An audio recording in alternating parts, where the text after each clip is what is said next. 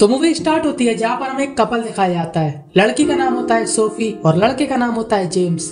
इन लोगों की नई नई शादी हुई है और ये लोग नए घर में शिफ्ट होते हैं।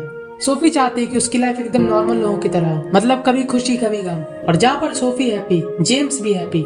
अब घर के अंदर पहुंचने के बाद ये दोनों एक दूसरे को मुंह से सीपीआर देना शुरू कर देते हैं। तभी वहाँ पर फोन बजता है। जेम्स वो फोन उठाता है और उस फोन से उसे जो बात पता लगती है उसको सुनकर जेम्स को सदमा लग जाता है। दरअसल जेम्स के फादर का जनाजा निकल चुका है, यानी कि फोन कॉल में जेम्स को उसके पापा की मौत की खबर दी गई। और यहाँ से सीन कट करके हमें दूसरा सीन दिखाया जाता है जहाँ पर जेम्स और सोफी एक बड़े से घर के सामने खड़े होते हैं। दरअसल जेम्स के पापा काफी अमीर होते हैं और अब घर, मकान, पैसा और दुकान सब कुछ जेम्स का है। पर सोफी जेम्स से कहती है कि मैं ऐसा घर नहीं चाहती, मैं वही कभी खुशी कभी गम वाली लाइफ चाहती हूँ, पर तुम्हें सपोर्ट करने के लिए मैं इस घर में रहूंगी।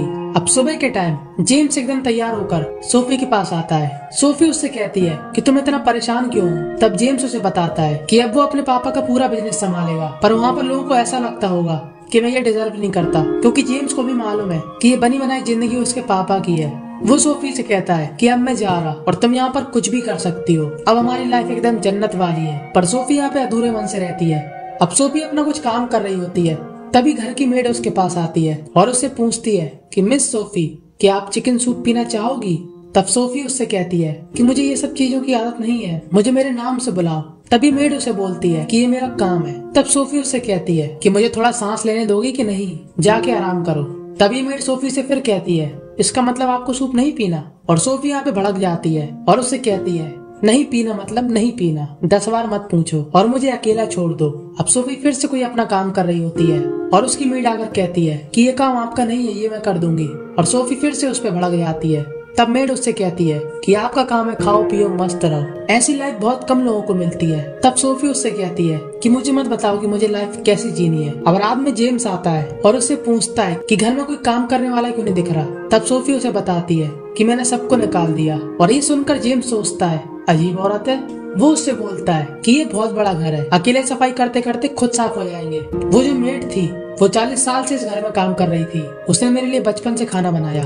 तब सोफी उससे कहती है कि मैंने उसे काम से निकालकर उसकी लाइफ जीने का मौका दिया और उनको 2 साल की सैलरी भी दे दी। और अब जेम्स थोड़ा परेशान हो जाता है, पर सोफी उसके अंदर का जानवर जगाकर उसके गुस्से को ठंडा कर देती है और दोनों की बूम बूम की प्रक्रिया चालू हो जाती है। अब जेम्स को अपनी कंपनी को संभालने में थोड़ी दिक्कत होती है और तभी सोफी का फोन आता है और वो उससे कहती है कि बगीचे की घास बहुत बढ़ चुकी है, फुर्ती में आके काट दो।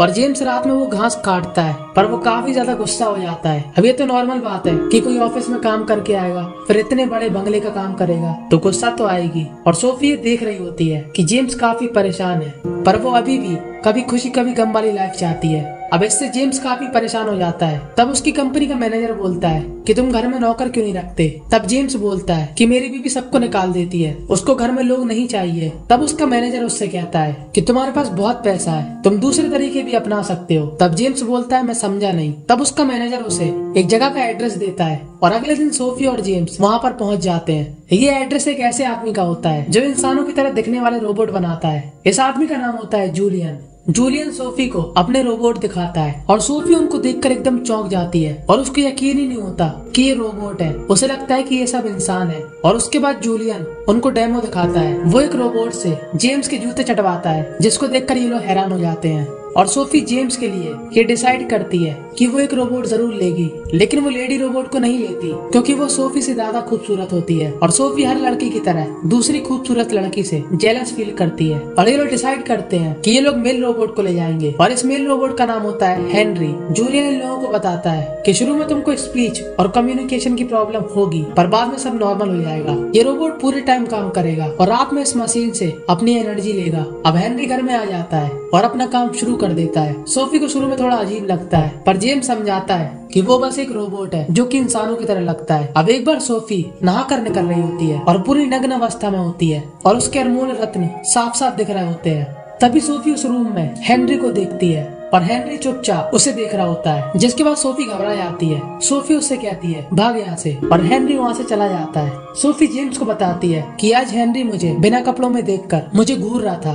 तब जेम्स उससे बोलता है कि वो सिर्फ एक रोबोट है और मुझे ऑफिस में 10 बार फोन मत किया करो। अब जेम्स जब रात में घर आता है तब सोफिया उसे फिर से पकाने लगती है कि वो इंसानों की तरह बिहेव करता है और मुझे कभी खुशी कभी गम वाली लाइफ चाहिए। अब जेम्स थोड़ा ठंडा होने के लिए हेनरी के साथ बॉल टेनिस खेलता है। और इस गेम का असली नाम क्या है आप लोग कमेंट में बता देना। अब हेनरी अपने काम में परफेक्ट होने के साथ साथ बातें भी काफी इंटरेस्टिंग करता है जिससे जेम्स काफी इम्प्रेस हो जाता है। अब धीरे धीरे सोफी भी हेनरी के साथ एडजस्ट हो जाती है और जेम्स को हेनरी पहले से पसंद है। अब सोफी चाहती है कि हेनरी भी इंसानों की तरह रहे, यानी उसके अंदर भी फीलिंग्स हो, वो भी अपने ड्रीम के लिए जिए। वो हेनरी को वाइन पिलाती है और उसे कहती है कि मैं तुम्हें एक बुक देती हूँ, तुम हर दिन उसका एक चैप्टर पढ़ के मुझे सुनाओगे। दरअसल इस बुक में ज्ञान की बड़ी बड़ी बातें लिखी होती हैं। अब सोफी के चैप्टर की वजह से जेम्स को ऐसा लगता है कि सोफी अब हेनरी ज्यादा कर रही। अब एक दिन रात में सोफी को नीचे से कुछ टूटने की आवाज आती है और वो जैसी नीचे जाती है वो देखती है दरवाजा खुला है और बाहर हेनरी निर्वस्त अवस्था में लेटा हुआ है। वो हेनरी के पास जाकर देखती है तो उसको ऐसा लगता है कि हेनरी बहुत गहरी नींद में है। और जब हेनरी आंखें खोलता है तब सोफी उससे पूछती है कि क्या तुम सपना देख रहे थे? तब हेनरी बोलता है हाँ, मैं देख रहा था कि मैं सपने में एक इंसान की तरह जी रहा। और अब सोफी उसका हाथ पकड़कर उसको घर के अंदर ला ही रही होती है, तभी वहाँ पर जेम्स आ जाता है और उसे सोफी पर थोड़ा बहुत शक होता है कि कहीं इसका ध्यान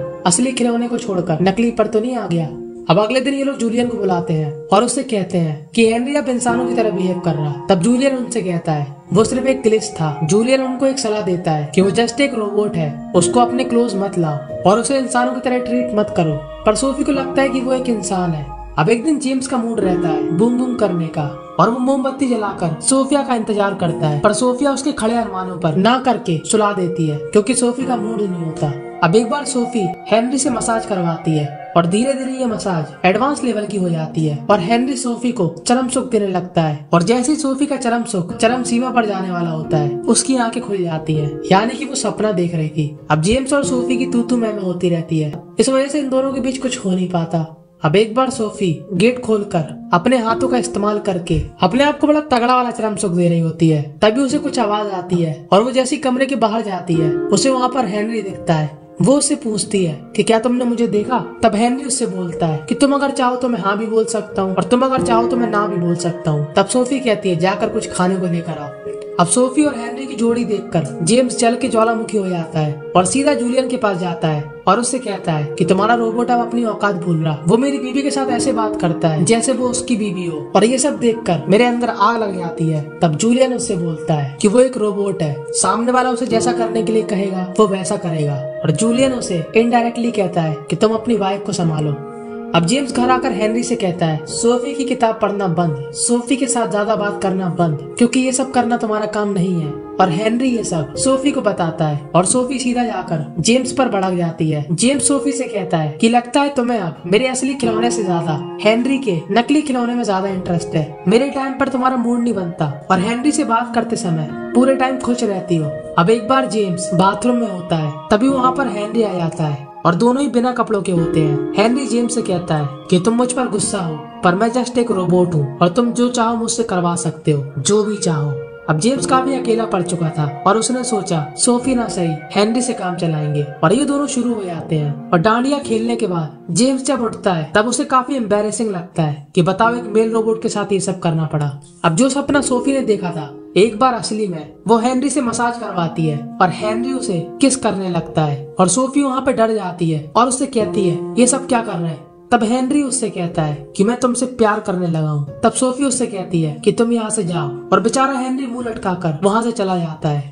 अब जब जेम्स घर पे आता है तब सोफी उसे बताती है कि हेनरी ने आज मुझे किस किया। तब जेम्स उसी पर भड़क जाता है कि वो एक रोबोट है, तुम जैसा चाहोगी वो वैसे ही करेगा। सोफी उससे कहती है कि ऐसा बिल्कुल नहीं है, उसने मुझे आई लव यू भी कहा। और ये सुनकर जेम्स पूरी तरीके से बौखला जाता है और सीधा जाता है हेनरी के पास और पूरी ताकत लगाकर उसे मुक्का मारता है, पर वापस उसी के हाथ में लग जाती है। और जेम्स गुस्से में उसकी मशीन तोड़ देता है और उससे कहता है कि अब तेरे जाने का समय आ गया है। अगले दिन हेनरी रोने जैसा मुंह लेकर सोफी से कहता है कि अब तुम मुझे कचड़े की तरह बाहर फेंक दोगी।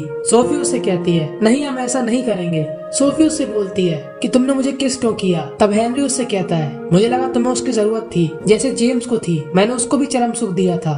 और ये सुनकर इस बार सोफी बौखला जाती है और सीधा जेम्स के ऑफिस जाने लगती है। और तभी वहाँ पर जूलियन आ जाता है। सोफी उससे कहती है तुम इसे जल्दी ठीक कर दो और ऐसा कहकर वो वहाँ से चली जाती है।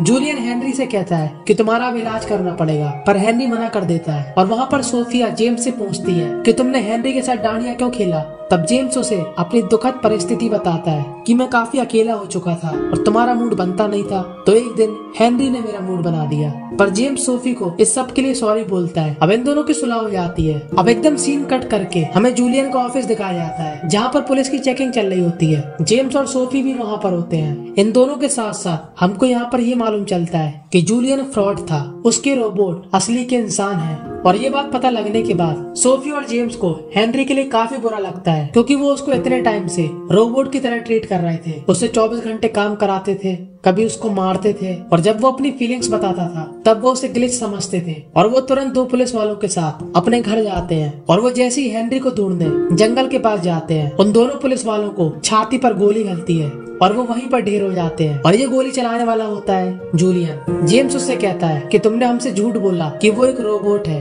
तब जूलियन उसे बताता है, हेनरी जब 3 साल का था तब से मैंने उसको पाला, मैंने उसके पीछे काफी मेहनत करी है, मैंने उसे परफेक्ट इंसान बनाया और मैं उससे काफी ज्यादा प्यार करता था। पर उसने प्यार किया तुम लोगों को, और तुम लोगों ने उसे क्या दिया? रिजेक्शन, जैसा कि उसकी माँ ने उसको दिया था।